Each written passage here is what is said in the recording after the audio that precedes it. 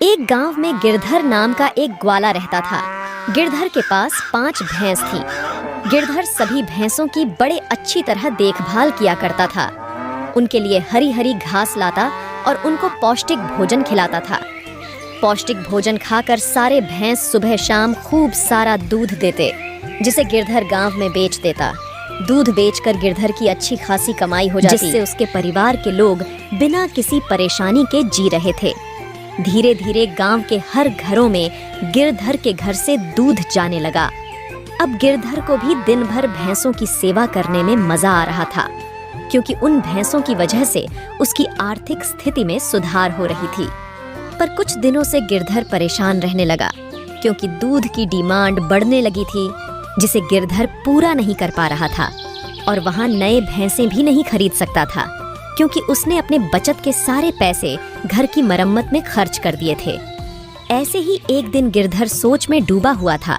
तब गिरधर की पत्नी पूजा आई और गिरधर से कहने लगी, अजी, इतना क्यों सोच रहे हो? मेरे पास एक तरीका है, आपको ठीक लगे तो कीजिए। गिरधर ने पूछा, अच्छा, कौन सा तरीका बताऊं?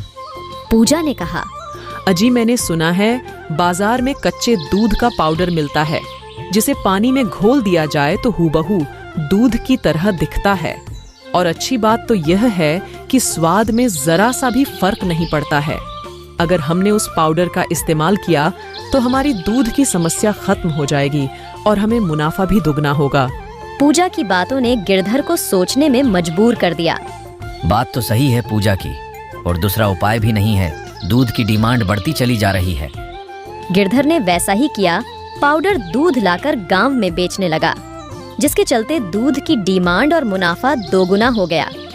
गिरधर ने मुनाफे के पैसों से और भी भैंसें खरीद लीं, पर उसने पाउडर दूध बेचना नहीं छोड़ा। इस तरह वक्त बीतता गया और वक्त के साथ साथ गिरधर की लालच भी बढ़ती गई।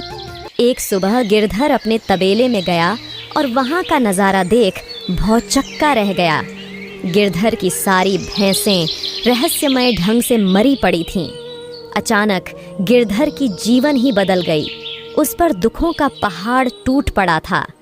वह समझ गया उसके बूढ़े कर्मों ने करवट बदला, जिसकी सजा आज उसे मिल रही है।